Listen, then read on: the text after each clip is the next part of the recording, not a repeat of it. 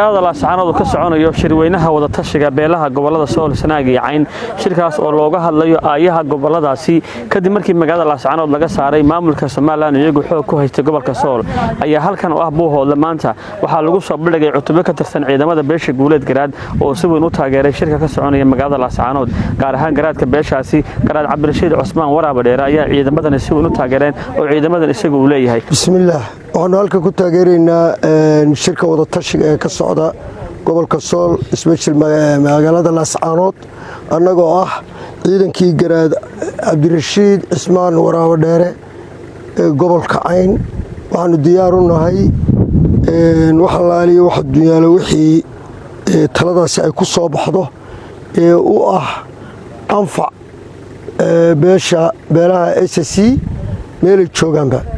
annagoo ah ciidankii Garaad Cabdirashiid Cusmaan waxaanu leenahay guuleysta hambaliyo waa sanad guuradii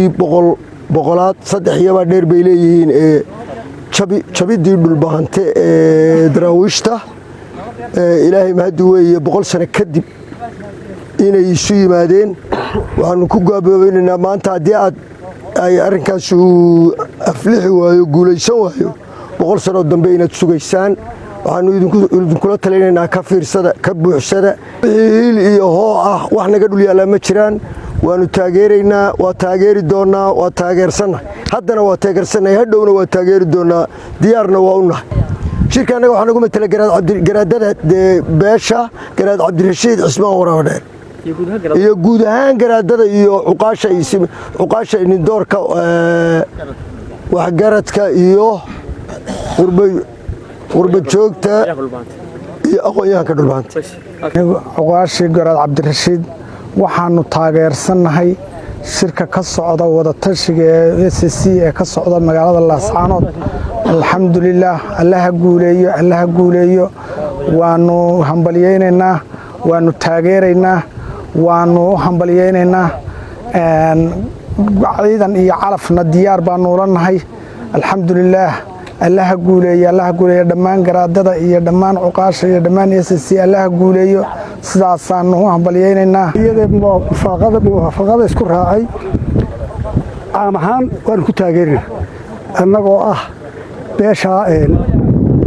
Guuleed Garaad haddaanu odayaashii nahay haddaanu ciidankii nahay haddaanu ninka aqoonyahan nahay meel kasta waanu ka taageerinaa waanu ku kalsoonahay aanu nahay odayaasha oday beeleedada beesha Guuleed Garaad ama barkad ninba qofba sida uu yaqaanba waxaanu salaamaynaa xafladan sida waxaan loo soo agaasimay aanu shirka kan aanu ka sheegaynaa xafladan qiimaha badan waxaanu ka salaamaynaa odayaasha garaadada dhulbaahante ee uu ka mid yahay Garaad Cabdirashiid Cusmaan Waraaba Dheere oo ciidankiisii aanu dhex taaganahay aniguna aanu odayaashii Guuleed Garaad ee beesha degmada Buuhoodle anagoo ah ciidankii Garaad Cabdirashiid Cusmaan Waraaba Dheere iyo anagoo doonayna inaanu dib u xoreyn ku sameeyno ciidamada SSC ka saarno SLMta wadanka ku soo duushay xaq darrada ah waxaanu doonaynaa maanta u soconnaa oo aanu rabnaa in aanu ku jahaadno haddii ay si nabad uga bixi waayaan annagoo ah ciidamada SSC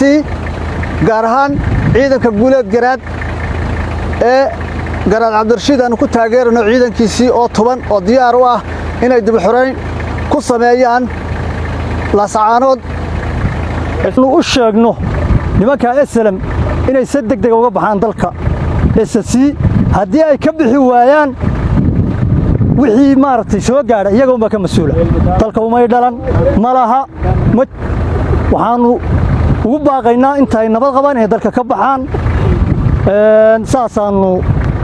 haddii aan laydmo u sheegaynaa haddii aanu nahay ciidamada dib u xoreynta SSC وعلى اسمنا تعالى دكتور وركب 40 Buuhoodle News